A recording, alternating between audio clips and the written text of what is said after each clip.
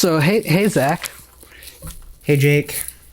Welcome back to the shack. And welcome back to the shack. It's good to see you here. It's nice and cozy. Yeah, good to see you. So when we first started talking about this idea for the podcast, and then we came up with the title of Story Shack. Yeah. There was a specific shack in my head. Yeah, me too. And it was from this movie. Definitely. Same. Yeah. So the movie this week is The Evil Dead, which I don't remember the year. 81. Yep. 81. 1981. Right when I was... Oh, wait, no, I wasn't born yet. Never mind. Yeah. Classic Sam Raimi film. His first big one. What a classic it is. What a classic it is. I've got a lot of similarities to another movie that we've already done. But my initial thoughts of it are it's enjoyable, it's campy, it's fun, it spawns, two other movies, a reboot, a TV show, and then another reboot. So, I mean, it was a successful, fun story that I really enjoyed. And later on, I will also have a reboot idea for it. Even though they're already doing reboots, I have a different way I would have gone with it. So, well, the reboot's news to me. When you mentioned it, I was like, oh, okay. It is going to be called The Evil Dead Rises. Oh. Probably going to be coming out next year. I think Sam Raimi and Bruce Campbell are like executive producers, but they're not going to be, like, Ash isn't going to be in it or anything. So it's going to be terrible. Yeah, so it'll be like they're now going to kill this this one for me. Yeah. They had to destroy Star Wars and Disney, and now they're going to... They didn't destroy Star Wars, but I mean... There's a lot of mixed feelings between the audience on that one. Anyways, that's not what this one's about. So, get to this, Zach. Yeah. What are your thoughts, and what's the tomato meter? Okay, I'll start with thermometer. I'll just start with my thoughts since you gave yours. This is one of my favorites for horror. We've talked a little bit before with Nightmare on Elm Street and stuff. I like comedy and I like horror, and so when you get kind of that dark comedy in there mixed with horror, I like it. I like the campiness sometimes, as long as it's not overdone or takes away from the movie as a whole. The gore I'm fine with. It's funny because there's a lot of stuff in there. And then people were complaining about the Saw movies being gory and over the top. And it's like, well, there's been stuff before and I liked it, so whatever. But that being said, yes, again, one of my favorites. It's something I didn't remember, which we can get into later, is the difference between the first movie and the second movie. I know this isn't about the second movie, but I was trying to read up little bits of information this time on this movie. They've got all three of them on HBO Max, and I really wanted to watch Army of Darkness. That one I remember watching. The second one, too. I think I watched the first one, and then I think later down, when I was like 17 or so, probably watched Army of Darkness, and I was like, oh, this movie's crazy, but I like the whole vibe and stuff. And then I think I watched the second one later. Yeah. And I think I watched Army of Darkness first because I remember, like, we would always rent movies on weekends and put in the old VHS, and then when you were done with the movie, rewound it, popped it out. On TV, there would always be a random old scary movie or whatever, and Army of Darkness was one of the ones that kept coming on that I would sit and watch and be like, what is this movie? I love it. So I'm probably gonna have to check that out one of these nights. Yeah, it'll be good. I might just it seems like a fun one. Yeah. And so the first and second one, I guess were pretty much they were very similar, which is what I remember in my head, but I didn't realize it with the timeline stuff, and I found like a chronological order thing. I don't know if I left it up in the tabs here I got, but I was trying to understand that. I was like, oh, okay, this and that, and I'm like, but I think I'd have to watch them to really solidify it in my mind. Right. I know Bruce Campbell. Hold on. I know Bruce Campbell did an interview where he explained the difference between the first two, and like, there's a part in the first one where, like, you just kind of stop watching. Like, imagine that didn't happen. I think it's the end where the camera's kind of coming through. If you just kind of ignore that and then start the second one, it kind of is a cohesive type of story. Yeah, from my understanding, what I was reading is that they didn't intend to do a sequel or a second one. I don't want to say it a sequel because it's almost like they did a reimagining or retelling of the story. So, and then because I don't remember the start of the second one, I thought I saw something say that it picked up where the last one left off technically, but then they're at the cabin again. So I'm like, I'd have to watch it because I don't want to speak too much to that, but it was basically saying something that he's possessed. I always think of it as possession, but it's not quite like that because they're not supposed to be actual, like, they're not actual demons. It's the Evil Dead is its own entity and it makes these things. But by using through way of people's soul and being one, because it takes on inanimate objects too, so it's not just about having a soul, but that's part of what powers it. I started going into the lore a little bit more because I've seen these before and I wanted some of it explained more thoroughly, so I was reading some context. Yeah, a little bit more context again because I haven't seen the other two in a while. And so sorry, I feel like I'm getting a little nerdy on this because it kind of is where it's like, oh, I like the movie, but then there's all this weird kind of cool lore that's sort of explained but not explained. And then I binge watched Ash versus the Evil Dead during the pandemic stuff. Like I think there's 2 or 3 seasons. More. 3 seasons. And I went through them and I was like, wow, this is so good. I like how it's newer, but they kept with the same feel. But then you have this guy who's at a place from the 80s who became this caricature of himself anyways by Army of Darkness, but that character that he is in there is in this series. And he's out of place, but it fits because of this crazy stuff that's going on. It doesn't really matter. I don't know. There's just, I love it so much. Again, this podcast is not about that, but it kind of ties to it. It ties.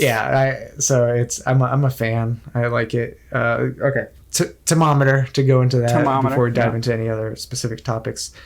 It comes in fresh, so it's a 84% for the audience. Okay. The critics is 95%. It's actually higher. So I mean, still both really good scores. I'm a little surprised that previously we talked about The Shining, and it was flipped. It was 93-84. So like audience was higher and critics was lower, and that one would seem like one you would think would be higher for the critics and not this one. Yeah. So I don't know what that is. I'd have to go into the specific critic reviews and see what people are saying about it. But at a glance, taken at face value, I guess, right? Face value. That's what it was labeled as. Coming in fresh. So I was pretty baffled that it's rated NC-17. Right. Very gory, a lot of blood. There's also a very sexual scene with some vines, which I did not remember. So I think any previous version I've seen might have had that cut out because I know it was cut out in some versions. Yeah, I think I remember the vines, but I don't remember it being that. I don't know if I want to say it's that graphic, but it's like, not to get too much into it, but it was, I was like, oh, okay. So a couple, I want to get into character stuff eventually here. Because I'm sorry, did I make you uncomfortable? No, not at all. Not at all. Because Ash is a great character in all of his incarnations. It's just kind of this reluctant hero that, just gets put in this extraordinary circumstance. But my main takeaways and things that I noticed on this watching that I didn't really notice before, it feels a lot like Night of the Living Dead.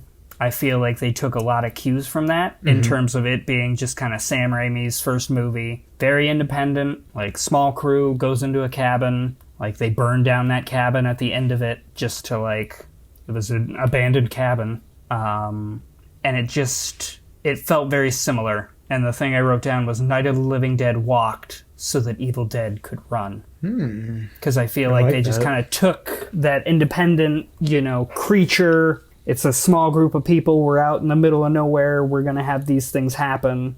And just elevated it to a new generation. Where, it was like a 60s black and white with Night of the Living Dead. Now you've got the color 80s. It's, the start of the 80s kind of horror boom. And just... some crazy 20-year-old kids in the woods with a camera wanting to make a fun movie that's campy and exciting. Yeah, I think the budget on Wikipedia was only $375,000. Yeah, so not very high for something that's branched. A TV show, 2 other movies, another couple reboots. And so the one thing that I noticed, one of my criticisms about the original Night of the Living Dead was that there wasn't a human element to it. That they were just kind of senseless zombies. Like, you see her brother come in, but she doesn't have to, like, struggle with the thought to kill him, or that all of these people that are killing are actual people that had lives and had families. Yeah.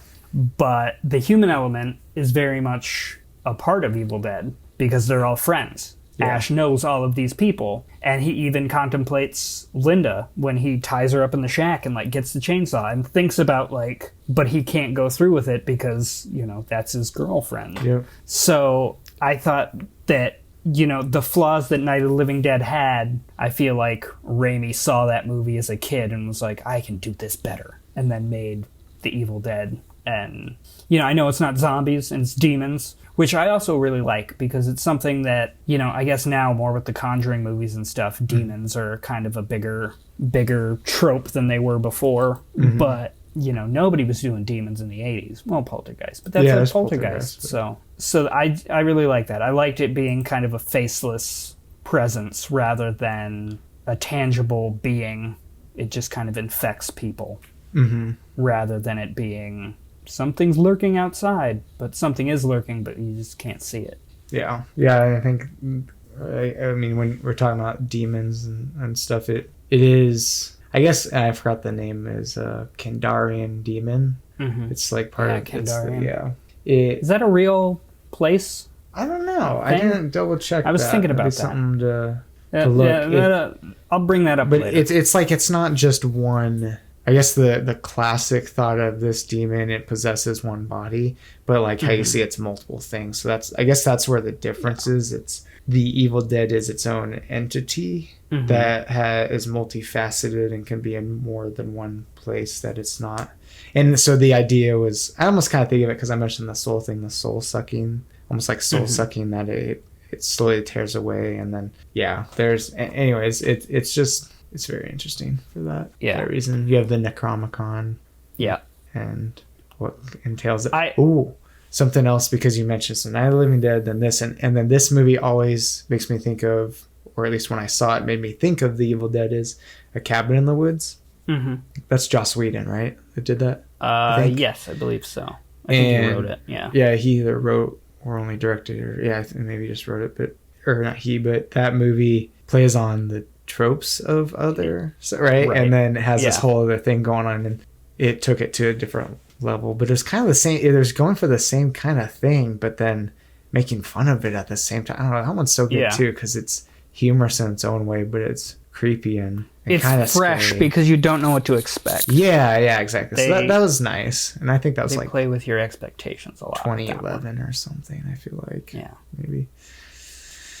But yeah, so that's another one we should do too. Cabin in the Woods at one point. Absolutely. But we're like stuck in all these horror movies too. I know. I want everybody to know we didn't intend this to be kind of a horror podcast, but it's kind of turning into that. But we're gonna switch it up here eventually. Yeah, maybe after Halloween, because we have a little there we go. Bit, I'll a be few out more of that. We'd like to we'll get do through. Christmas movies. Yeah, something like that for a couple months maybe. That might be a good idea, actually. Lighten it up and then go back into some like serious film drama, maybe. We'll get Oscar season. Get a Tarantino in there, maybe finally. So there's a human element. There's kind of a Kandarian demon element to it, and I liked it because it's just different. It just feels fresh. It didn't feel like, we watched Texas Chainsaw, and it's one of those movies that, like I've said before, I hate when it feels like they don't have a plan. Like they don't, well, leave it up to your interpretation as to what you think is kind of happening. It feels like they kind of like, no, this book does this, and this is the situation these kids found themselves in. Mm-hmm. Like it wasn't like, I don't know, are there demons outside? What's coming through the woods? Mm-hmm. It feels like, they thought of it all. They thought it all out before they started making the movie. And it seems like such a simple concept.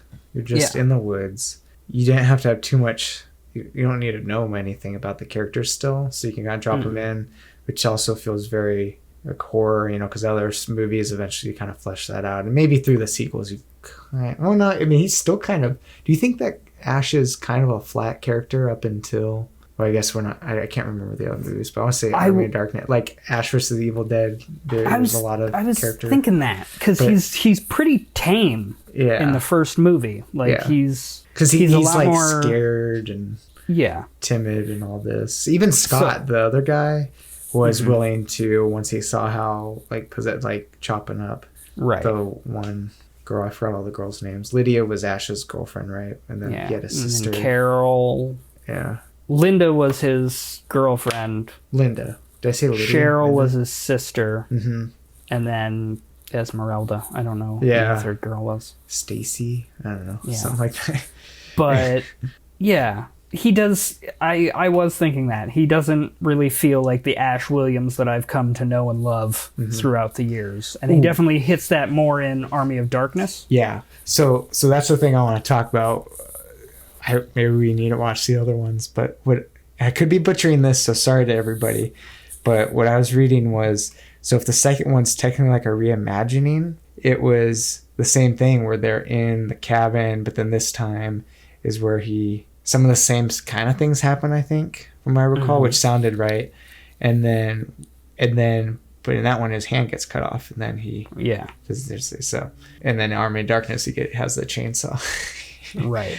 A hand or arm. But Army of Darkness, he goes back in time, and then at the end of that one, he takes a potion that puts him to sleep until the 1980s.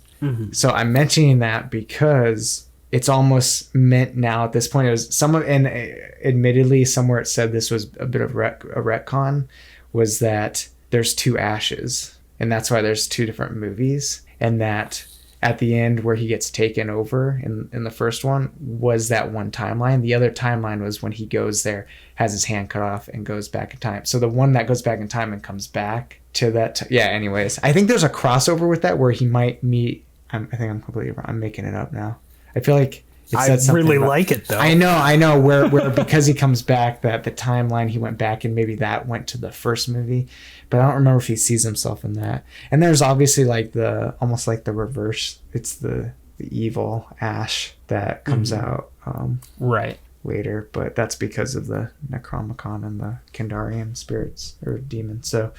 Right. Yeah, I'd have to watch them. That's why I said I have to watch them solidify it, because I'm just reading through like the fandom and other wiki stuff, going, oh, that's interesting and whatnot. But something like that kind of made sense, where it's like the idea is there's maybe two, and again that wasn't the original intention because they didn't think they were going to make more. So there's a bit of retconning in there. There, I kind of summed it up. That's kind of it. There may be two Ashes. Retcon was involved. There was time travel technically, right, with Army of Darkness. And, yeah. The original ending of Army of Darkness, Ash took too much sleeping potion and woke up and the world was kind of apocalyptic. Ooh. But test audience thought it was too dark, so they went with the happy-go-lucky ending. Really? Yeah. That would have been cool too, though. Yeah. You kind of get that though, right? So the idea is the demon, they awoke the demon, and it gains power by getting those souls. This is another thing I read, and it kind of leads into making sense for Ash versus the Evil Dead because now it's out more, right? Its goal is to do that and keep doing that until it's powerful enough. It basically takes over the whole world.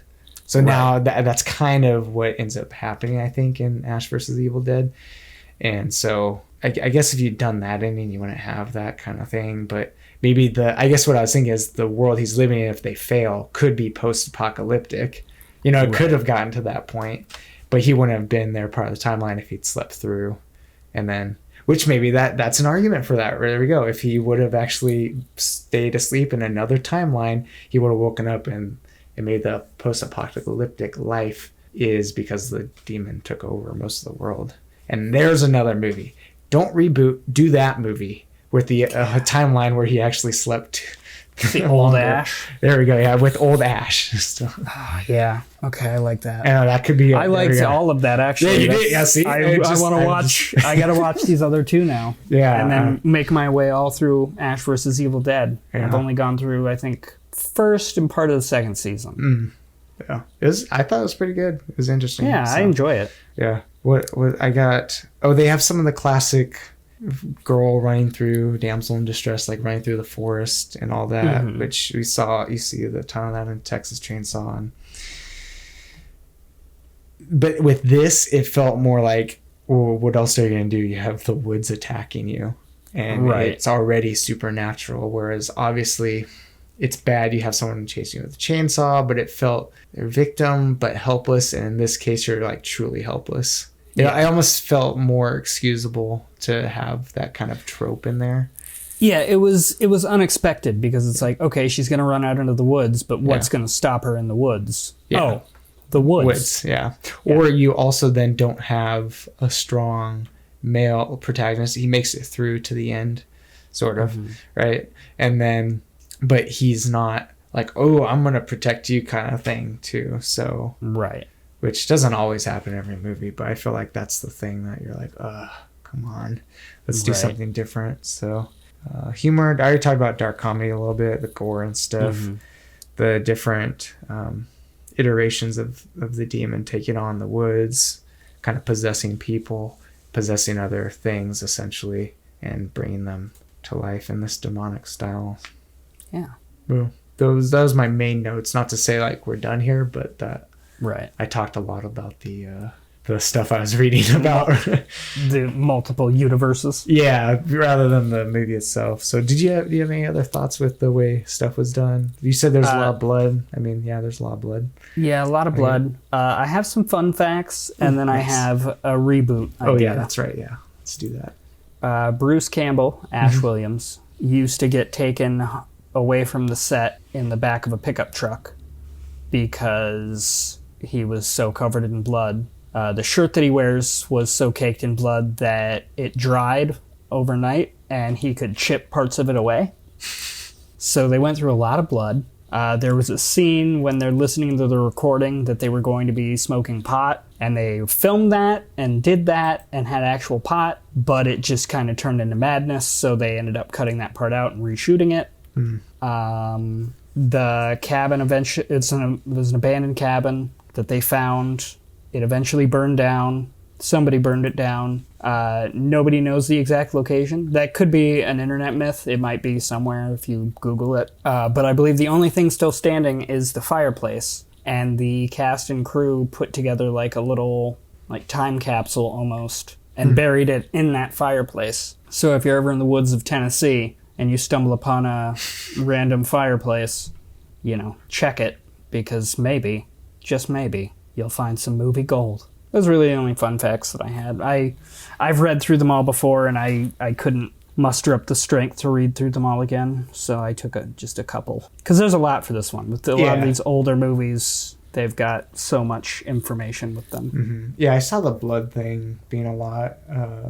Stuff about, I think, Raimi actually scaring the cast to keep them kind of in character. On edge. Yeah, and on edge, I guess, maybe, right? He was like 20 when he made that. Sounds right. He was just, like, he had made a bunch of shorts and put together enough of them to like get some funding. And then they went out and made this random movie, and it turned into this. Okay, you want to know my reboot? Yeah, kind of. I have some other facts because I'm now on the wiki. There is a... Well, this kind of talks about with the cabin burning down in 1982 as drunken trespassers. But the other thing was, did you see the Hills Have Eyes poster? I did. Yeah. I saw that. I was like, wait, I think I've heard of this before. And then I looked up the stuff. Where was it? It was either in the, Hills Have Eyes, pop culture, Wikipedia, the pop culture section. Sam Raimi noticed the rip poster of Spielberg's Jaws in Hills Have Eyes. And he took it as to mean that Wes Craven was saying that Jaws was just a pop horror movie, not real horror, that this is real horror. So then Raimi ripped the Hills Have Eyes poster and had an Evil Dead as a humorous way of telling Craven that, no, this is real humor. And then Craven reacted to that by having Nancy Thomas fall asleep while watching Evil Dead. Didn't you tell me that thing about, right? In which one was that? That was in Nightmare on Elm Street, right? Yeah. Yeah. And like the first one. And then he responded by having Freddy Krueger's glove in Evil Dead 2.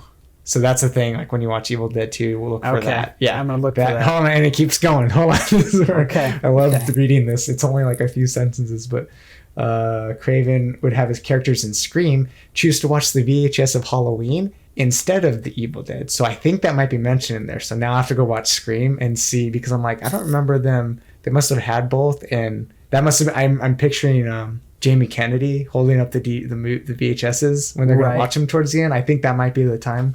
That makes sense. Yeah. And then in the first season of Ash vs. Evil Dead, Krueger's glove is glimpsed, and a poster of Hills Have Eyes can be seen outside the movie theater in the second season for that poster. So there's all this. I'm like, dude, that's so cool. Yeah, I really like that. Yeah. So I just thought I'd share that because that made me a little giddy, if I could say so. Yeah. Your reboot, though. I think that was the main one I want to go over with that. I don't think I had any other fun facts besides lore stuff. So. Okay. So we mentioned before they've rebooted this movie once. It was okay. I've seen it. It was There's no Ash Williams in it. It was really that one was really gory. I remember that. Yeah. And I was like, oh, this is crazy, but it's it didn't have the same, campiness to it. Yeah. There wasn't that dark humor to it. It was just kind of horror. Yeah. Made sense for the time, thing, I think, because I think it was 2013 or so, somewhere around there. Something like that. And there's another reboot coming out next year,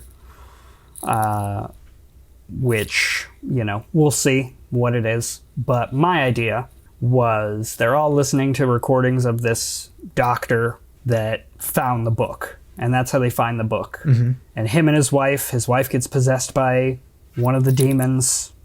And I want to see a movie about that story. Mm-hmm. I want to see the first half of him finding the book, and then him taking his wife to the woods to go read it. And like the cabin will be all nice and pristine. And then he ends up just kind of like having a demon possess his wife. And what happens to him that he's not around anymore and just left that stuff there and abandoned the cabin. Like what? Just kind of that guy's story. Yeah. That's what intrigued me most. Like I like the idea of kids finding a recording in a basement that, is this doctor that's, I assume by candlelight, just like reading this demonic book. It's like I want to know that full story. So that's my reboot idea. I like it. It's good and that's the thing is I think you could do that for the first movie and then do some other, maybe it doesn't have to be Ash, but like another. Yeah. Or I like the idea of maybe make it in the 80s, but like before Ash or something. There's another group of kids or something maybe. Yeah. I want to see what happens to that guy, or, the apocalyptic future where Ash is taking on the end of the world. Yeah. That'd be pretty cool, too. I really like that idea. I remember being stoked to hear that they were doing this series, and then I never watched it until a year ago. I was excited because this Bruce Campbell was going to actually be in it. It wasn't going to be just another reboot or something like that. He's a trooper. He is. Like, I've seen... He's most well known for this character, and... where a lot of people, like, it's kind of like Mark Hamill. Like, if you would have cast anybody else as Luke Skywalker, they could be a dick about it and hate the fans and hate the publicity and all this. And he embraces it, right? Yeah, he embraces exactly. the role. He gets that he's not like conceited, I feel like, about it as a person of, and he's I'm had this other guy, roles. and that's who and I mean, if he was that character in real life more so, because sometimes people kind of play how they are, then you'd be like, well, he is kind of a dick. Right. And I mean, Bruce Campbell has done numerous other things that are also enjoyable. This is going to be bad because I haven't actually seen the movie. I want to. I've got to find it somewhere. But Bubba Hotep, I've heard, is a great movie that I really want to see, where he plays Elvis, but he's like... Elvis is supposed to be dead, so he ends up in a nursing home with a guy who's actually JFK or something like that. What? But I've heard it's really good. I'm on his really Wikipedia now. Oh, he's from Michigan. So they're all from Michigan. They were originally going to shoot in Detroit, but they didn't have the budget for it, so they went to Tennessee. But yeah, that's really all I've got. Love me some Kandarian violence. Yeah. I don't know what our next movie is going to be. I think it's going to be Psycho. Okay. So if you want to join in and watch the movie this next week. The original Psycho? The Vince Vaughn version? I like that version, actually, even though I feel like not a lot of people do. But it's very similar shot for shot. Not shot for shot, but I think they do a lot of the same kinds of things, just more modern. All right. Watch the original and then watch the remake if you want to. Yeah, you could watch both. I was going to do the original for this one because I think we got two 80s movies right here, like 80, 81. Then we're doing the older, and then Get Out is the newer. So let's end the horror stuff there after Halloween, and then we'll switch it up. Yeah, I think that'll be a good. We've gone through like a good chunk of horror lore. I think so. And there are a lot of other horror movies. We'll have other horror seasons for sure. Yeah, definitely. We'll do a whole 2 month of Halloween movies.